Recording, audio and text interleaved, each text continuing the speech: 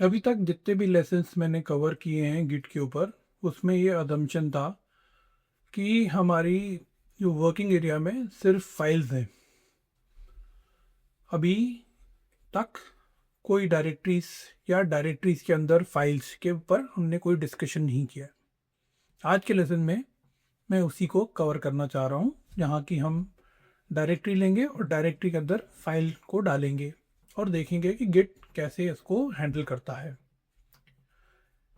Summary में अगर बताऊं तो गिट्स फोकस करता है सिर्फ फाइल्स के ऊपर। एम्प्टी डायरेक्टरीज को तो ट्रैक भी नहीं करता, उस पर कुछ ध्यान नहीं देता। और डायरेक्टरीज का जो महत्व है फाइल्स के रिलेशन में, वो सिर्फ ये है कि फाइल के पाथ में वो डायरेक्टरीज के रेफरेंस लेता है और बाकी कुछ नहीं है। ओके, तो इसको कभी कभी स्टूडेंट्स ये सिंपल चीज़ों को लेके कंफ्यूज हो जाते हैं कि यार डायरेक्टरी को क्यों नहीं ट्रैक कर रहा, डायरेक्टरी को क्यों नहीं ये कमिट कर रहा। ये सब चीज़ें आती हैं दिमाग में, ये कंफ्यूजन क्रिएट करती हैं। इस लेसन के थ्रू हम इस कंफ्यूजन को दूर करेंगे। ओके, तो पहले चलते हैं हमारे यहाँ पर लर्निंग ऑब्जेक्टिव्स। लर्निंग ऑब्जेक्टिव में ही मैंने ये एक्सप्लेन कर दिया कि क्या क्या कवर होगा। आप यहाँ पर इसको पॉज करके वीडियो को देख सकते हो कि क्या कवर्ड है। और ग्रेजुअली जब हम इस पूरी लैब करेंगे इसमें, तो आपको एक्सप्लेन करूँगा कि कहाँ पर जो दिख रहा है आउटपुट किस कमांड का, वो क्यों आ रहा है, वो सब लैब में एक्सप्लेन करूँगा। तो चलते हैं लैब की तरफ। मैं अपना गिट बैश लेके आता हूँ यहाँ पर। यहाँ पर हमने री इनिशियलाइज कर दिया है। यहाँ पर गिट में अभी कुछ भी नहीं है और ये डायरेक्टरी जो करंट मैं यहाँ पर हूँ वो पूरी ब्लैंक है, उसके अंदर कुछ नहीं है। तो क्लियर स्क्रीन करके शुरू करते हैं। पहला स्टेप, एम्प्टी डायरेक्टरी बनाते हैं लॉग्स नाम से, MKDIR लॉग्स।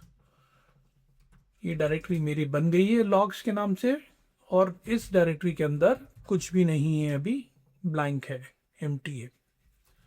अभी इस कंडीशन में अगर मैं गिट स्टेटस -s करता हूं तो मेरे को कुछ नहीं मिलेगा। दैट इंडिकेट्स कि ये जो डायरेक्टरी को गिट अनट्रैक नहीं दिखा रहा और इसके नज़रिए में गिट एम्प्टी फोल्डर को गिट इग्नोर करता है। इस कंसेप्ट को अपन इस स्टेप से सीख सकते हैं। स्टेप नंबर 3 की तरफ चलते हैं, जहां पर हम अब इस डायरेक्टरी के अंदर एक फाइल बनाते हैं और फाइल को नाम देंगे file1.txt और इसके अंदर x = 5 को स्टोर करेंगे। तो ये कॉल x = 5 अंडर लॉग्स के अंदर file1.txt।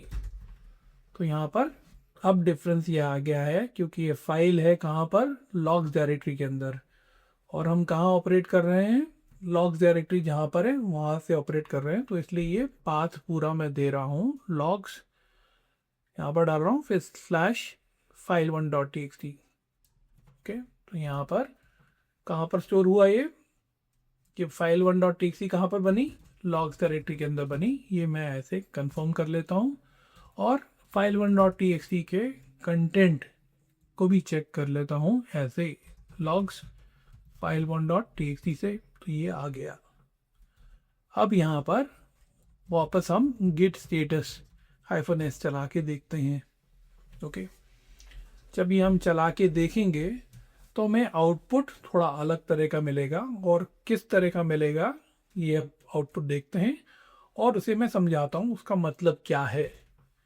तो यहाँ पर हमें अब गिट का आउटपुट जो मिल रहा है, गिट स्टेटस -s का, वो दिखा रहा है question mark followed by logs, जो डायरेक्टरी का नाम है, फॉलोड बाय स्लैश। यहाँ पर हमें लॉग्स /file1.txt नहीं दिखा रहा। ओके, ये गिट का नॉर्मल वर्किंग का तरीका है। अगर कोई सोच रहा है कि इसके बदले हमें दिखना चाहिए था ऐसा, कैसा, क्वेश्चन मार्क लॉग्स /file1.txt, तो वो नहीं है। गिट एफिशिएंटली इसको कंडेंस कर देता है, और जब भी आपको ऐसा आउटपुट मिले question mark followed by the directory name, that indicates कि उसके अंदर में एक या एक से अधिक फाइल्स हैं जो कि अनट्रैक्ड हैं, ठीक है। और इसको कंफर्म करने के लिए कि सही में गिट इंटरनली कैसे उसको देख रहा है, तो हम एक नया कमांड ऑप्शन देख सकते हैं, गिट स्टेटस -u ऑल करके, राइट।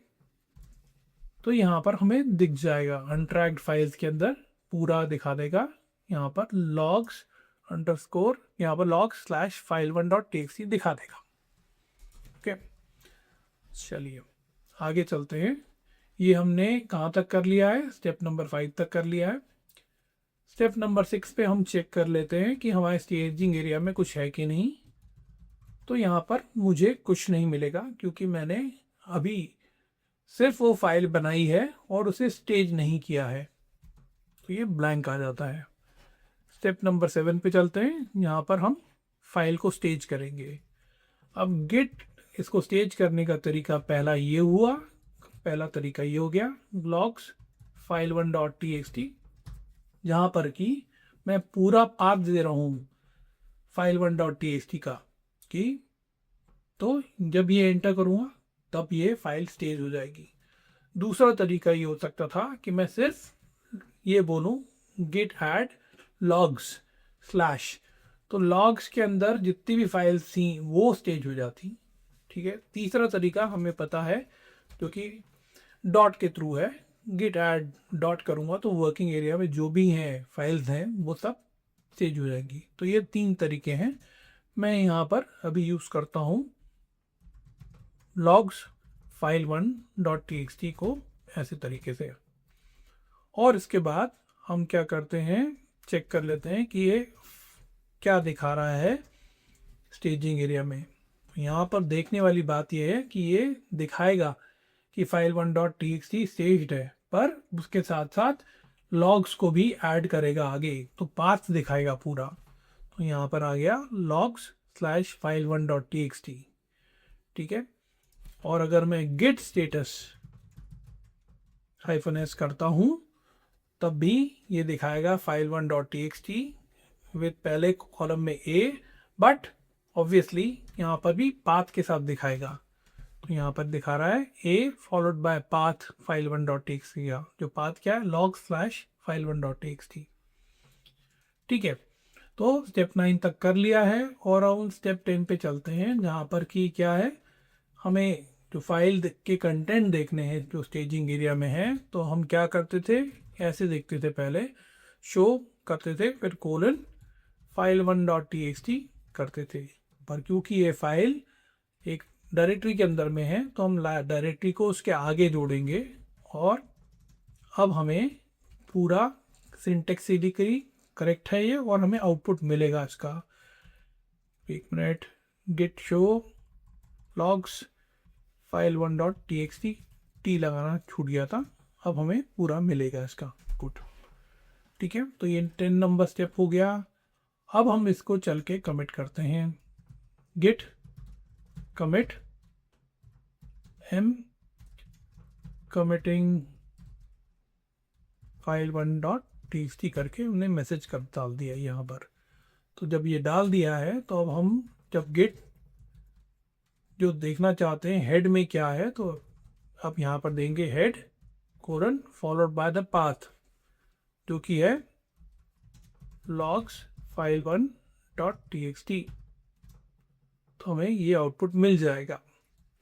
इस स्थिति में, इस कंडीशन में हमारे जो तीनों एरियाज हैं, वर्किंग एरिया, स्टेजिंग एरिया और रेपो, तीनों सिंक्रोनाइज हैं। file1.txt एग्जिस्ट करती है और इसके अंदर x = 5 की वैल्यू स्टोर्ड है।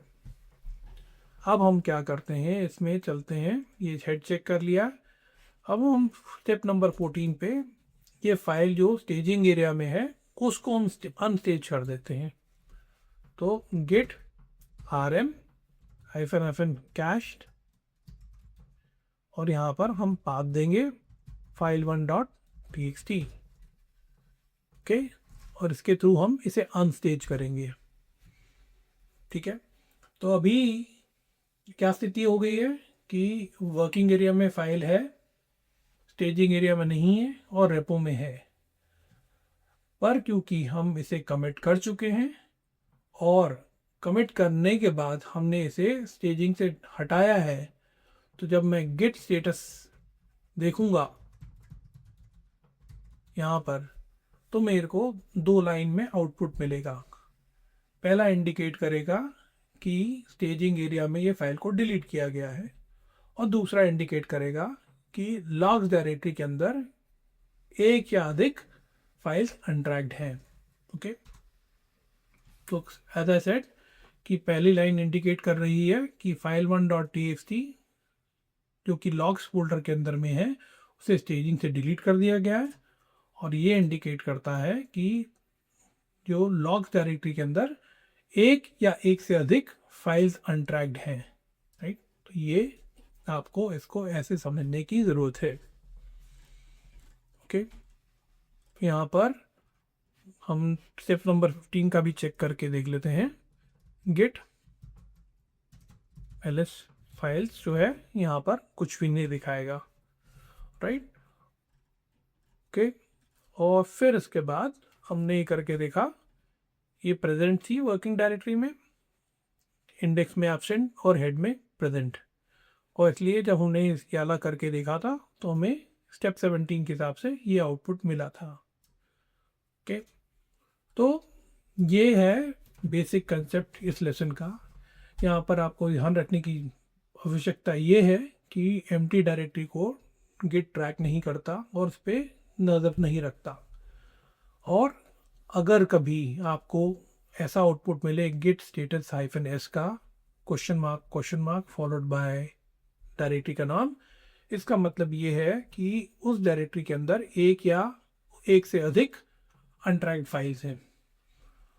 ओके, और सिमिलरली जब अगर आप कमिट करके जाते हैं और कमिट करने के बाद स्टेजिंग एरिया से हटाते हैं, तो आपको ये जो आउटपुट मिला है ये भी आपको क्रिस्टल क्लियर समझ में आना चाहिए। यहाँ से जो आपने लैब करके देखिए उससे आपका वो कंसेप्ट क्लियर हो जाना चाहिए कि ये आउटपुट क्यों मिल रहा है। और यहाँ पर इससे मत कंफ्यूज होना कि ये लॉग्स ही दिखा रहा है, इसके अंदर की फाइल क्यों नहीं दिखा रहा। ठीक है, ओके, एंड ऑफ कोर्स हमने जो एक नया कमांड सीखा है, मतलब कमांड तो नहीं, एक ऑप्शन नया सीखा है उस कमांड का, यू और वाला, वो आपको ये बताता है कि गिट इंटरनली किस चीज़ को अनट्रैक पा रहा है। ठीक है, तो इसके साथ मैं इस लेसन को यहीं पे कंक्लूड करूँगा, और उसके बाद हम करेंगे कुछ क्वेश्चन इसके। ठीक है, तो उस क्वेश्चन वाले सेशन में मिलते हैं।